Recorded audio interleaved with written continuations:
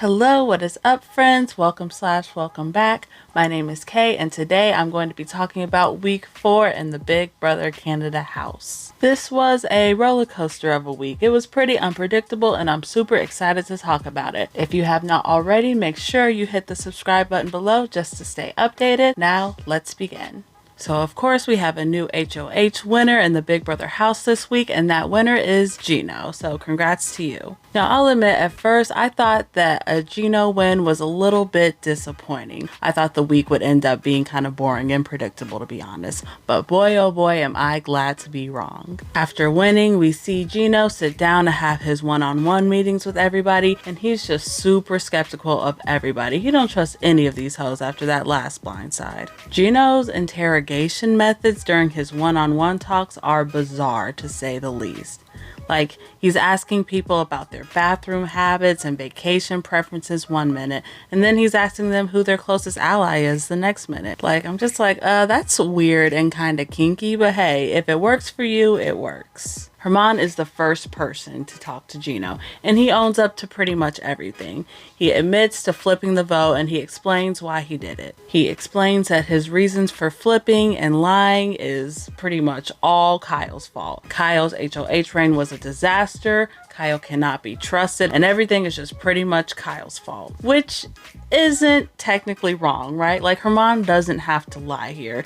It's true, like, Kyle did have a terrible HoH reign, and it is the reason why everybody flipped and lied to Gino. I think Herman would have potentially been an excellent target for Gino this week, but he's just so smooth and he's so charismatic that he's just able to kind of talk himself into anything. So good for you, Herman. We'll see how long you can keep this up. Tanisha is also able to save herself a little bit by pulling on Gino's heartstrings. She tells Gino about how she's doing all of this for her daughter, and she starts crying and getting kind of emotional, and it really seems to work because Gino doesn't end up targeting Tanisha even though he really wants to. So like, for whatever reason, there's this rumor going around the house that Tanisha is like this big huge mastermind and she's controlling everybody. She just has everybody wrapped around her little finger. I don't know where this came from or how this really came about, but I don't think it's really true. Tanisha doesn't really like game like that. Like, she's a gamer, but she's not like a gamer,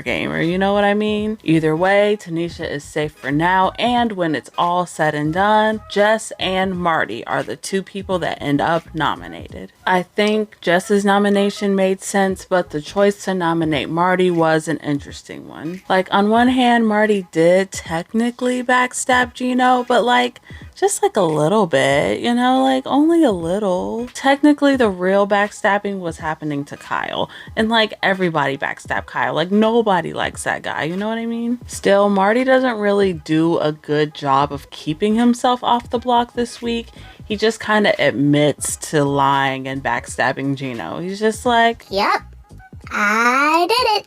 So I don't know, I guess Gino just felt like he had to put Marty up. At the veto competition, we see that Marty wins and will obviously be taking himself off the block. Now, Gino had both Betty and Tanisha in the back of his mind as replacement nominees, but lucky for him, Kyle is still public number 1 in the house. You see all week long a bunch of people, Summer, Betty, Herman, Marty, just damn near everybody has been in Gino's ear telling him to put that boy Kyle Moore on the block. Well, peer pressure is a bitch, ain't it? Eventually, all this peer pressure just caves in, and Gino decides to finally target Kyle. Now, as much as I'm here for it, and as entertaining as this move is, I actually don't think that this is the best idea for Gino's game. I think that in most cases, it's really smart to keep a good, strong shield like Kyle in the house. Throughout the week, we see Kyle try to campaign for himself a little bit. He declares that Marty is his new target in the house, and you know, if he stays, no matter what, he's going after Marty. But nobody really cares. They're just like, whatever, I'm done with you anyway. It was a cute try though. Like, at least he tried. At least he didn't just like lay down and freaking die. On eviction night, the votes are read and Kyle is evicted by a unanimous vote, no less. Kyle. Kyle's downfall was really just kind of sad to watch, but His exit, super duper fun. On his way out, he decides to play a fun game of 2 truths and a lie with everyone. Real quick, you guys want to play 2 truths and a lie? Oh my God. Okay, my name's Kyle Moore.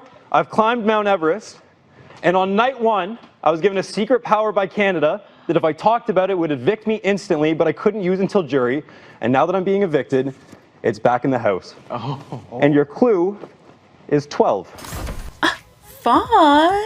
Now, I know some of y'all were annoyed, but I personally thought this was fun. Like, this was the perfect amount of petty that I'm looking for in Big Brother. Obviously, that whole thing was a lie and Kyle never had any secret power, but how fun is that? Keeping people on their toes, creating paranoia in the house, scaring your enemies?